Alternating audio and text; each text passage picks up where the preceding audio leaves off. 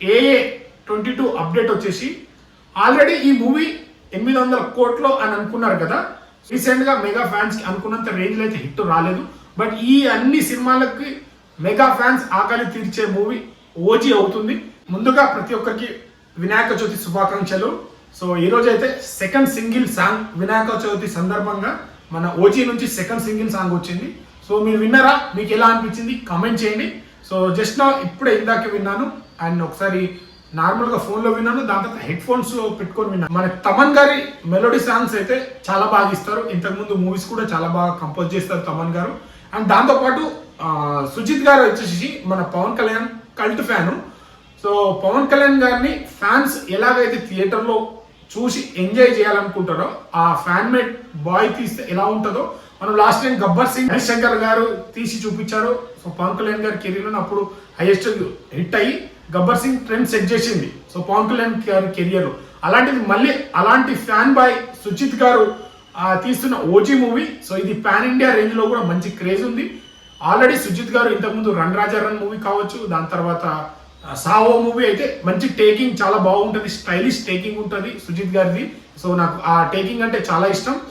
And starting glimpse తో కానీ and ఇంకోటి ఫస్ట్ సింగిల్ సాంగ్ అయితే మంచి ట్రెండ్ సెట్ చేసింది, చాలా బాగుంది. రీసెంట్ గా రిలీజ్ అయ్యి కూడా అన్ని లాంగ్వేజ్ లో సినిమా మీద ఉన్న బజ్ మరింత రెట్టింపు చేసిందంటే ఫస్ట్ సింగిల్ సాంగ్ అనే చెప్పొచ్చు. అండ్ దాంతో పాటు ఈ రోజు రిలీజ్ అయిన సెకండ్ సింగిల్ సాంగ్ కూడా చాలా బాగుంది. మెలోడీ సాంగ్స్ వినే వాళ్ళకైతే బాగా ఎంజాయ్ చేస్తారు. సో మీకు ఎలా అనిపించింది ఆ సాంగ్ విన్న తర్వాత?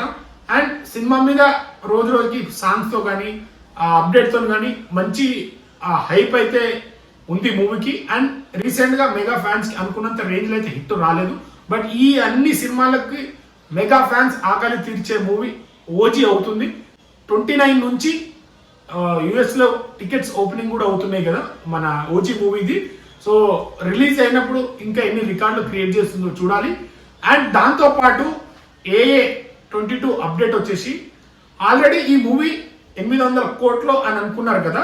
సో ఇప్పుడు బడ్జెట్ మళ్ళీ పెరిగే అవకాశాలు ఉన్నాయంట. దానికి రీజన్ వచ్చేసి WB వాళ్ళు హాలీవుడ్ రేంజ్ లో డిస్ట్రిబ్యూషన్ చేస్తారు వాళ్ళు ప్రతి సినిమాకి. అలాంటి WB వాళ్ళు కొలాబరేషన్ అవుతున్నారంట. సో ఈ మూవీకి సన్ పిక్చర్ వాళ్ళతోని ఈ మూవీకి కొలాబరేషన్ అవుతున్నారంట. దీనికి వచ్చేసి బడ్జెట్ మళ్ళీ పెరిగే అవకాశాలు ఉన్నాయంట. 1000 crores దాటిపోతుందని అయితే అంచనా వేస్తున్నారు. సో ఎక్కడ కాంప్రమైజ్ కాకుండా సన్ పిక్చర్ వాళ్ళు రీసెంట్ గా పుష్ప 2 తోని 1871 కోట్లు కలెక్ట్ చేసిన పుష్ప 2 అల్లు అర్జున్ మూవీ కావచ్చు, ఇటు అట్లీ మూవీ జవాన్ తోని 1100 చేంజ్ పైన కలెక్ట్ చేసిన అట్లీ గారు, వీళ్ళిద్దరు కాంబినేషన్ లో వస్తున్న మూవీ కాబట్టి భారీ ఎక్స్పెక్టేషన్ ఉంది. సో ఒక సైంటిఫిక్ స్టోరీతో ఇది తీస్తున్నారు కదా, 4 డిఫరెన్స్ క్యారెక్టర్ అని.